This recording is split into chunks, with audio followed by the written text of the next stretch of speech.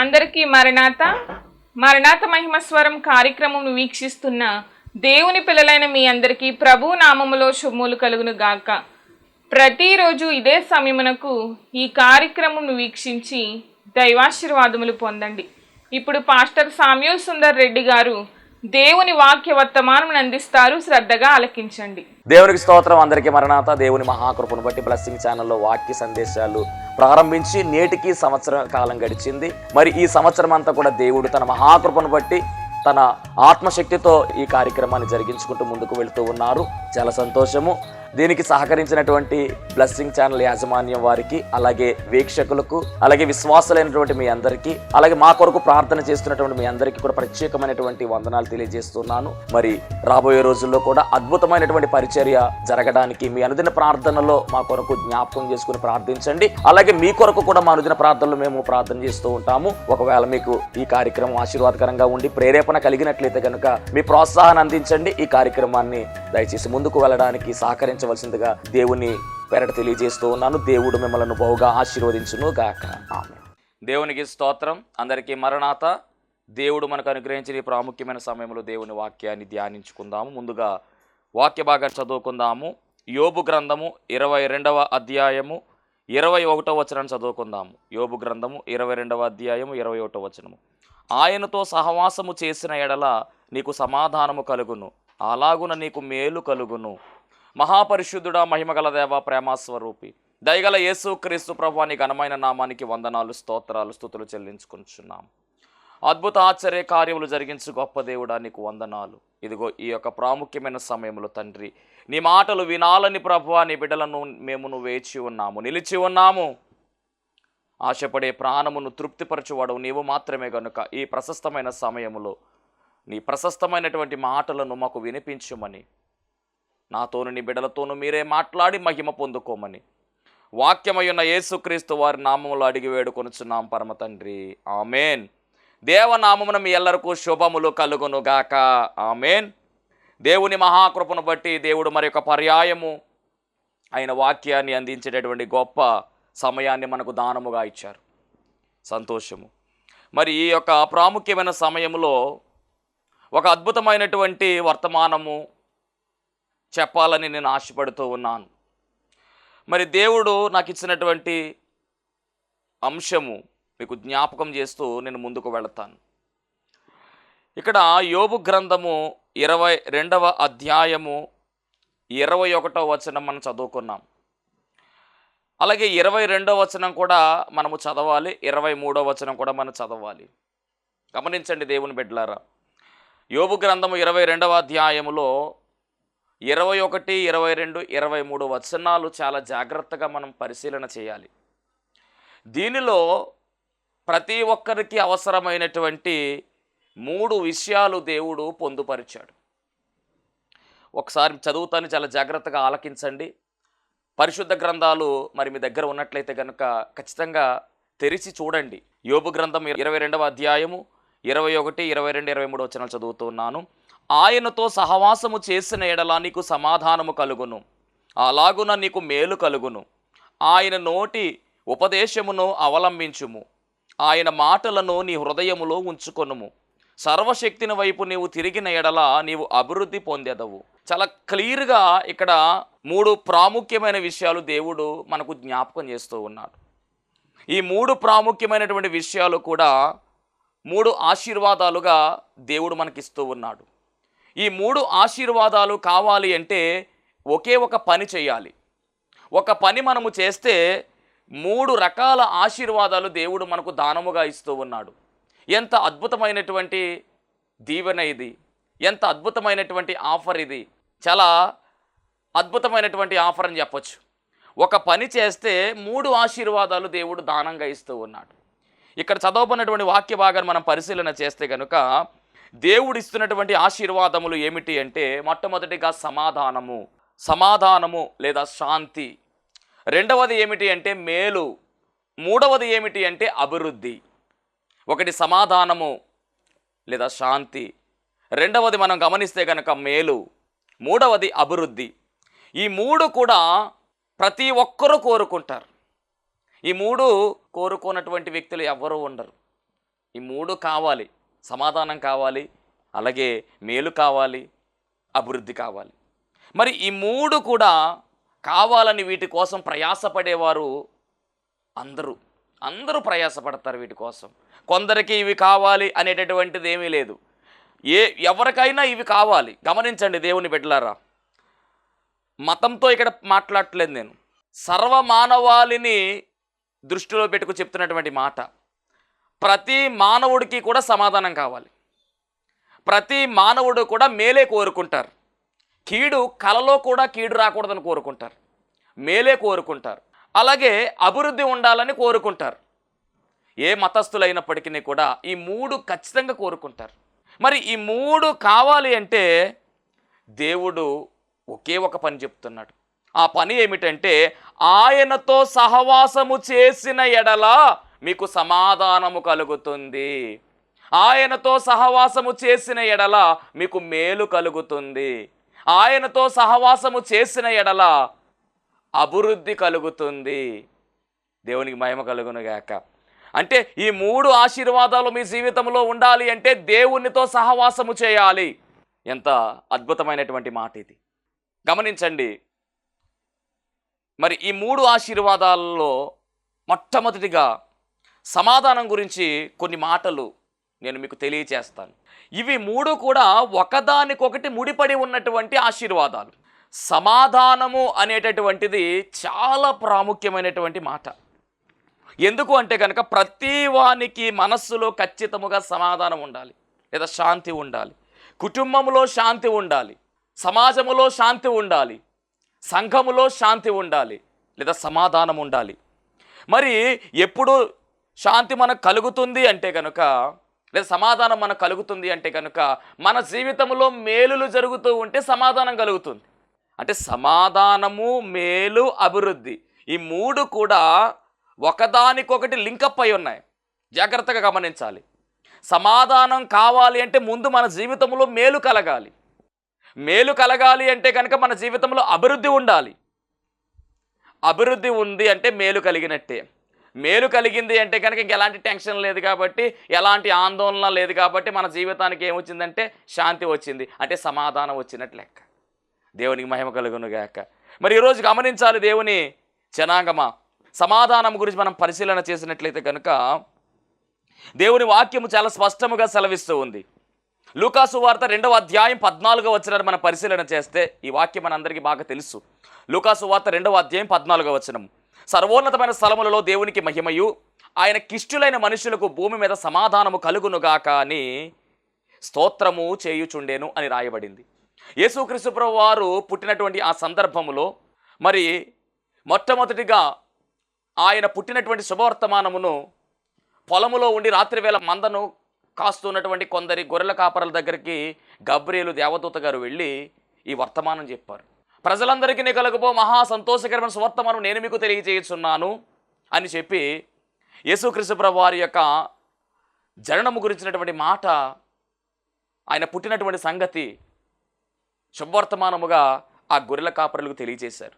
దావీదు పట్టణము నేడు రక్షకుడు మీ కొరకు పుట్టి ఉన్నాడు, ఈయన ప్రభు అయిన క్రీస్తు అని చెప్పుకొచ్చి అదంతా అయిపోయిన తర్వాత దేవదూతలన్నీ కూడా కలిసి, వాళ్ళందరూ కూడా కలిసి చెబుతున్నటువంటి మాట, సర్వోన్నతమైన స్థలములలో దేవునికి మహిమయు, ఆయన కిష్టులైన మనుషులకు భూమి మీద సమాధానము కలుగునుగాక అని స్తోత్రం చేస్తున్నారు. ఈ మాట చాలా జాగ్రత్తగా మనం అబ్జర్వ్ చేయాలి. సర్వోన్నతమైన స్థలముల్లో దేవునికి మహిమ, రెండవది భూమి మీద ఆయన కిష్టులైన మనుషులకు భూమి మీద సమాధానము కలుగునుగాక అంటూ ఉన్నారు.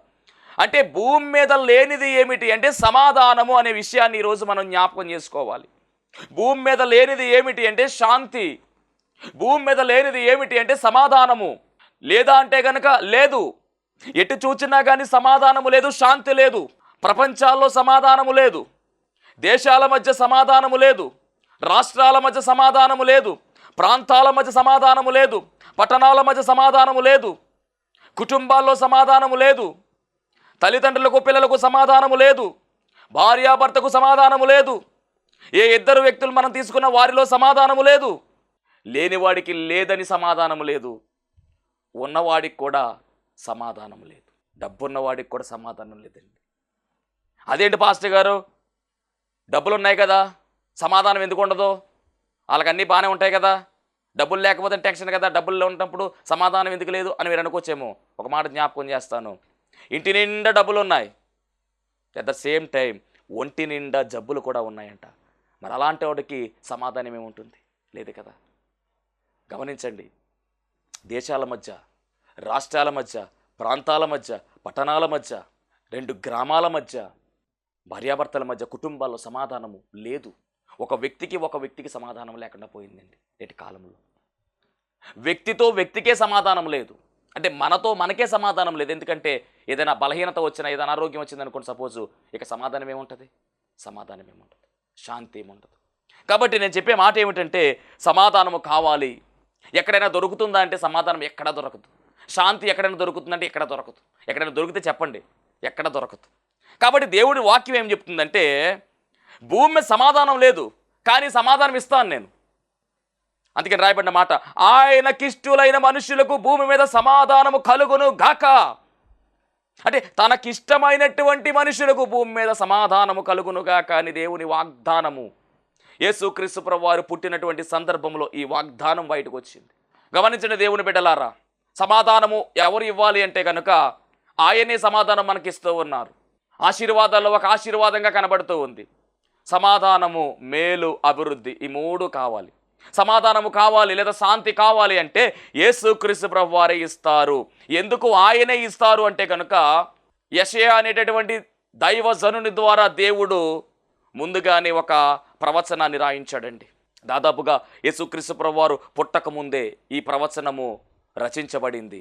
దాదాపుగా క్రీస్తు పూర్వము 730 నుంచి 742 ఆ యొక్క సమయంలో ఈ వాగ్దానము దేవుడు రాయించాడు. ఎంత గొప్ప దేవుడు గమనించాడు. ప్రణాళిక విషయంలో ఇస్ ద నెంబర్ 1 పర్సన్. దేవునికి మహిమ కలుగును గాక. దేవుని ప్రణాళిక, ఆయన అనాది సంకల్పము చాలా గొప్పది, ఉన్నతమైనటువంటి ఆలోచన.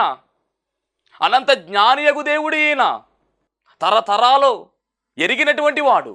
జరగబోయేటటువంటి విషయాలన్నీ కూడా అవగాహన కలిగిన వాడు. అంత మాత్రమే కాదు, ప్రవక్తలకు బయలుపరిచి దేవుడు యేసుక్రీస్తు ప్రభువారి యొక్క జనన వృత్తాంతము గురించి ముందుగానే రాయించారు. ఆ రాయించిన క్రమములో దాదాపుగా 730 నుంచి 742 ఆ ప్రాంతంలో యెషయా అనేటటువంటి భక్తుని దేవుడు వాడుకున్నాడు. ఆయన ద్వారా రాయబడినటువంటి ప్రవచనం ఏమిటి అంటే, యెషయా గ్రంథం 9వ అధ్యాయం 6వ వచనం రాయబడిన మాట, ఏలయనగా మనకు శిశువు పుట్టెను, మన కుమారుడు అనుగ్రహింపబడును, ఆయన భుజం మీద రాజ్యభారం ఉండును, ఆశ్చర్యకరుడు, ఆలోచనకర్త, బలవంతుడైన దేవుడు, నిత్యుడగు తండ్రి, సమాధానకర్తయగు అధిపతి అని అతనికి పేరు పెట్టబడును అనేటటువంటి ఒక ప్రవచనము అక్కడ చెప్పబడింది. ఎంత గొప్ప ధన్యత చూడండి. యేసుక్రీస్తు ప్రభువారు అప్పటికి ఇంకా పుట్టలా, కానీ పేరు ప్రస్తావిస్తూ ఉన్నారు. పేరు మాత్రమే కాదు కానీ ఆయన యొక్క గుణగణాలను ఇక్కడ చెబుతూ ఉన్నారు. ఆయన ఆశ్చర్యకరుడు, ఆలోచనకర్త, బలవంతుడైన దేవుడు, నిత్యుడగు తండ్రి, సమాధానకర్తయగు అధిపతి. అంటే సమాధానం మీద అథారిటీ ఎవరికి ఉంది అంటే కనుక యేసుక్రీస్తు ప్రభువారికి ఉంది. ఎందుకంటే సమాధానమునకు కర్త ఆయనే, సమాధానమునకు అధిపతి కూడా ఆయనేనంట. అందుకనే ఆయన పుట్టిన వెంటనే గబ్రియేలు దేవదూత, అలాగే కొంతమంది దేవదూతలు, పరలోక సైన్య సమూహము, దేవదూతలందరూ కలిసి ఒకే ఒక మాట, సర్వోన్నతమైన స్థలముల్లో దేవునికి మహిమయు, ఆయన కిష్టులైన మనుషులకు భూమి మీద సమాధానము కలుగునుగాక కలుగునుగాక అని పాడుతారు. ఎందుకంటే యేసుక్రీస్తు ప్రభువారు భూమి మీదకి వచ్చేసారు. లేనటువంటి సమాధానమును ఇవ్వడానికి ఆయన సిద్ధముగా ఉన్నాడు. ఎందుకు అంటే సమాధానమునకు కర్త ఆయనే, సమాధానమునకు అధిపతి కూడా ఆయనే. వాక్యం ఇచ్చినటువంటి దేవుని బిడ్డలారా, మీ జీవితంలో కూడా సమాధానం లేక ఒకవేళ ఈ వాక్యాన్ని వింటున్నారేమో, మీకు ఒక శుభవార్త. నీ జీవితంలో సమాధానము కావాలంటే అది యేసుక్రీస్తు ప్రభువారు మీకు అనుగ్రహిస్తారు. సమాధానం లేదని బాధపడుతున్నావా? శాంతి లేదని బాధపడుతున్నావా? అన్నీ ఉన్నాయి, నీకు అన్నీ ఉన్నాయి, కానీ మనశ్శాంతి లేదండి నాకు, సమాధానం లేదండి నాకు, ఎప్పుడు కూడా టెన్షన్ వాతావరణం అయిపోతా ఉందండి అని నువ్వు బాధపడుతూ ఉన్నావా? సహోదరి, దేవునితో మాట్లాడుతున్నాడు తల్లి. ఈరోజు ఈ వాక్యము ద్వారా నీ జీవితంలోనికి సమాధానము ఆయన ఇవ్వబోతూ ఉన్నాడు. సమాధానము ఇవ్వడానికే ఆయన ఈరోజు ఈ వాక్యము ద్వారా నీతోనే మాట్లాడుతూ ఉన్నాడు. గమనించండి, చాలా జాగ్రత్తగా ఆలోచన చేయండి. ఎందుకంటే యేసుక్రీస్తు ప్రభువారు శరీరధారిగా ఈ లోకంలోనికి వచ్చిన తరువాత ఆయన శిష్యులతో చెప్తున్నటువంటి మాట యోహాను సువార్త 14వ అధ్యాయము 27వ వచనం ఒకసారి మనం గమనిస్తే, శాంతి మీకు అనుగ్రహించి వెళ్ళుచున్నాను, నా శాంతినే మీకు అనుగ్రహించి వెళ్ళుచున్నాను అంటూ ఉన్నాడు. శాంతి మీకు అనుగ్రహించి వెళ్ళుచున్నాను, నా శాంతినే మీకు అనుగ్రహించి వెళ్ళుచున్నాను. అంటే సమాధానం ఇచ్చేది ఆయనే, శాంతి ఇచ్చేది ఆయనే, నెమ్మదినిచ్చేది ఆయనే. ఎంత గొప్ప దేవుడు! మరి ఇలాంటి సమాధానము కావచ్చు, శాంతి కావచ్చు, ఇచ్చేది ఆయనే. మరి మనం పొందుకోవాలంటే పొందుకోవాలి. ఎలా పొందుకోవాలి అంటే ఒకే ఒక సూత్రం చెప్తూ ఉన్నాడు దేవుడు. అదేమిటంటే యోబు గ్రంథం 22:21 రాయబడిన మాట, ఆయనతో సహవాసము చేసిన ఎడల నీకు సమాధానము కలుగును. ఆయనతో సహవాసము చేయాలి. ఇంకొక మాట మనం చదువుకున్నాం, ఆయనకిష్టులైనటువంటి మనుషులకు భూమి మీద సమాధానము కలుగును గాక అన్నారు. అంటే ఆయనకి ఇష్టం అవ్వాలంటే ముందు ఆయనతో మనం సహవాసము చేయాలి. సహవాసము చేస్తే మనకు సమాధానము లభిస్తుంది. సహవాసము అంటే ఆయనతో మనం ఉండాలి. ఆయన మనతో ఉండాలి, మనం ఆయనతో ఉండాలి. ఆయన మనలో ఉండాలి. ఆయన లేకపోతే మనకు సమాధానము లేదు. ఆయన లేకపోతే మనకు విడుదల కార్యము లేదు. ఆయన లేకపోతే మనకు విమోచన లేదు. ఆయన లేకపోతే పరలోక రాజ్యానికి మనం వెళ్ళలేం. ఆయన లేకపోతే కనుక పాపము నుండి మనలను రక్షించేవాడే లేడు. దేవుని మహిమ కలుగును గాక. కాబట్టి ఈరోజు గమనించవలసిన మాట ఏమిటంటే, నీ జీవితంలో సమాధానం కావాలంటే ఆయన ఖచ్చితముగా ఉండాలి. ఆయనతో మనం సహవాసము చేయాలి. సంతానము లేక చాలామందికి సమాధానం ఉండదు. ఆర్థికపరమైనటువంటి ఇబ్బందులతో బాధపడుతున్నటువంటి వారి జీవితంలో కూడా అశాంతి ఉంటుంది. అంటే వారి జీవితంలో కూడా సమాధానం ఉండదు. గమనించండి, ఒంటిలో భయంకరమైనటువంటి వ్యాధితో బాధపడుతూ ఉంటే వారికి కూడా సమాధానం ఉంటుందా? ఉండదు. అప్పుల బాధల్లో ఒకవేళ కూరుకుపోయినటువంటి వారి జీవితాల్లో సమాధానం ఉంటుందా? ఉండదు. మరి ఇలాంటి పరిస్థితులన్నీ కూడా మనం అధిగమించాలి అంటే, ఒక్కొక్కరితో ఒక్కొక్క సమస్య కదా, ఇవన్నీ మనం అధిగమించాలంటే ఒకే ఒక పరిష్కారం, యేసుక్రీస్తు ప్రభువు వారితో సహవాసం చేయడమే. అలా సహవాసము చేస్తే నీ జీవితంలో ఖచ్చితముగా అశాంతి తొలగిపోతుంది, శాంతి లభిస్తుంది, సమాధానం లభిస్తుంది, జీవితము అద్భుతముగా ముందుకు కొనసాగుతుంది. దేవునికి మహిమ కలుగును గాక. పరిశుద్ధ గ్రంథములో ఎన్నో అద్భుతాలు దేవుడు జరిగించారు. ఇప్పుడు నేను చెప్తున్నటువంటి ఈ అద్భుతములో ఒక విధవరాలి యొక్క జీవితము, ఆమె జీవితంలో శాంతి లేదు, సమాధానము లేదు. శాంతి సమాధానము లేనటువంటి ఈమె జీవితంలోనికి దేవుడే, యేసుక్రీస్తు ప్రభువారే శాంతిని సమాధానాన్ని అనుగ్రహించారు. లూకాసు వార్త 7వ అధ్యాయము 11వ వచనము నుంచి 15వ వచనం వరకు కూడా మనం ఆలోచన చేస్తే ఒక అద్భుతమైనటువంటి వృత్తాంతము దేవుడు ఇక్కడ తెలియచేస్తూ ఉన్నారు.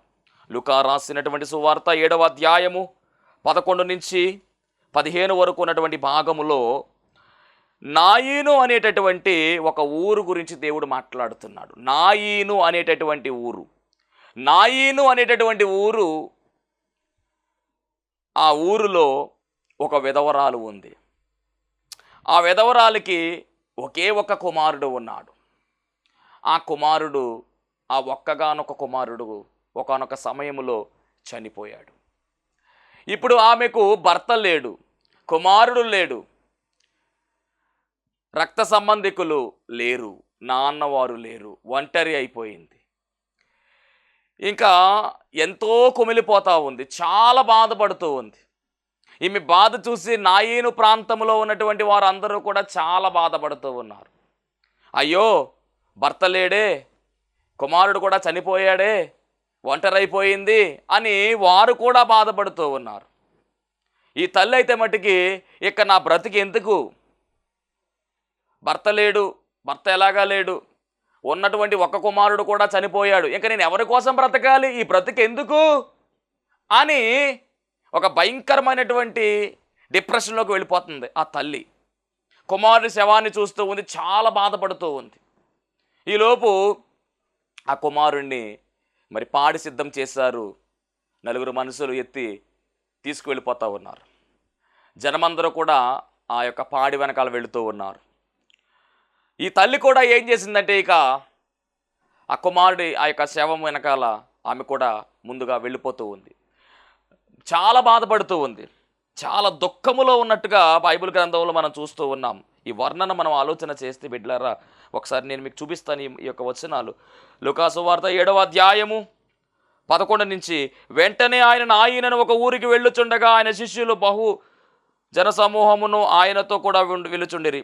ఆయన ఆ ఊరి గవిని యొద్దకు వచ్చినప్పుడు చనిపోయిన ఒకడు వెలుపలికి మోసుకొని పోబడుచుండెను. అతని తల్లికి అతడొక్కడే కుమారుడు, ఆమె విధవరాలు.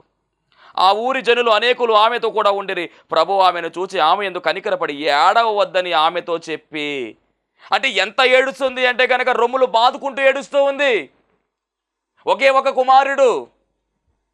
గమనించాలి దేవుని జనాంగమా, ఇక్కడ ఈమె యొక్క కంటెంట్ ఏమిటి అంటే ఒకే కుమారుడు చనిపోయాడు, ఎవరు లేరు. అంటే నెక్స్ట్ ఈమె కూడా ఇక నా బ్రతుకెందుకు అని చనిపోవడానికే సిద్ధమవుతూ ఉంది. ఏడుస్తూ బాధపడుతూ ఆ యొక్క పాడి వెనకాల వెళ్ళిపోతూ ఉంది. ఆ ఊరు వారందరూ కూడా చాలా బాధపడుతూ ఉన్నారు, ధైర్యం చెప్తూ ఉన్నారు. ఎంతమంది ఓదార్చినా కానీ చనిపోయినటువంటి తన కుమారుడిని బ్రతికించలేరు కదా. ఎంతమంది ఊరుకోబెట్టినా కానీ ఆ కుమారుడు తిరిగి లేచి రాడు. చనిపోయినటువంటి కుమారుని బతికించేటటువంటి శక్తి సామర్థ్యము అక్కడ ఉన్నటువంటి వారికి ఎవరికీ లేదు. వారు ఎన్నైనా మాటలు చెప్పొచ్చు, ఎలాగైనా ఓదారచ్చు, కానీ ఎంత ఓదార్చినప్పటికీ కూడా ఆమె కన్నీటిని ఆపడానికి ఎవరి వల్ల కావడం లేదు. ఆమె కన్నీరు ఆగట్లేదు. ఎందుకు ఆగుతుంది? తన కుమారుడు, కన్న తల్లి ప్రేమ కుమారుని మీద నిండుగా కనబడుతూ ఉంది.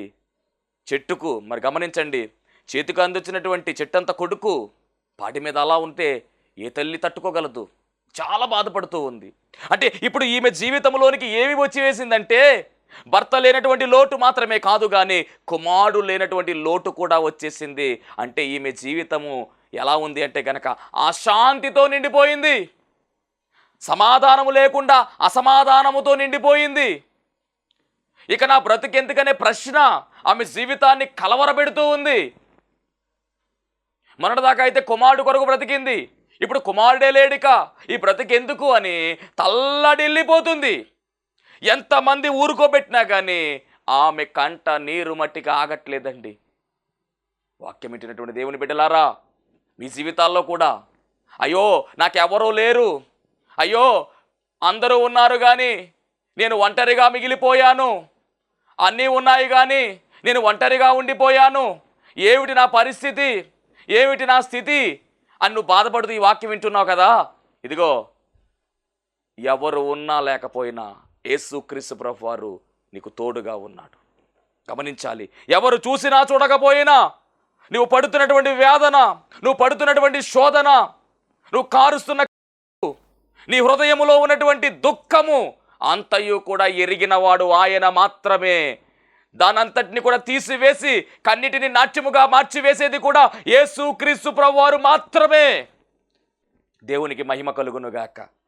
ఎప్పుడైతే ఈమె బాధపడుతూ ఆ యొక్క కుమారుని శవం దగ్గర నుంచి వెళుతూ ఉందో, అదే సమయం గమనించండి, ఈ శవాన్ని తీసుకుని వీళ్ళు ఆ నాయీను అనేటటువంటి ఆ ప్రాంతంకు గవిలి దాకా వచ్చేసారండి.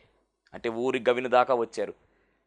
సరిగ్గా అదే సమయంలో నాయీన్ అనేటటువంటి ఆ ఊరిలోనికి యేసుక్రీస్తు ప్రభువారు ఎంటర్ అవుతూ ఉన్నారు.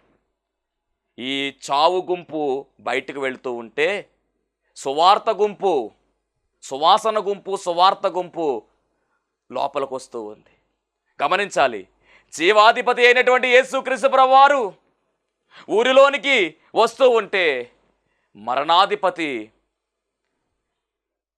ఈ శవమును బయటికి తీసుకుని వెళుతూ ఉంది. జీవాధిపతి, మరణాధిపతి ఇద్దరు ఎదురయ్యారు. వీరిద్దరి మధ్యలో ఏముంది అంటే కనుక మరణించినటువంటి శవము ఉంది.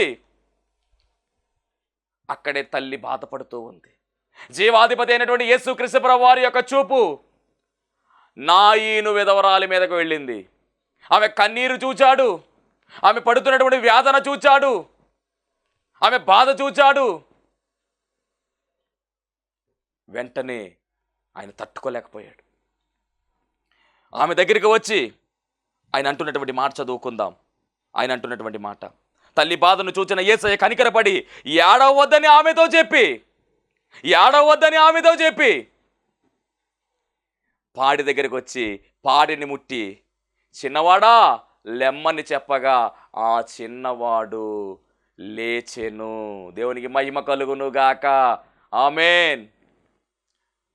తల్లితో చెప్పిన మాట, అమ్మా ఏడవద్దు.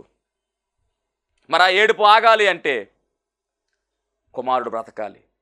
కాబట్టి ఈమెలో ఉన్నటువంటి అశాంతి పోవాలి అంటే, ఈమెలో ఉన్నటువంటి అసమాధానం పోవాలి అంటే, ఈమెకు శాంతి కలగాలి, సమాధానము కలగాలి అంటే ఆ కుమారుడు బ్రతకాలి.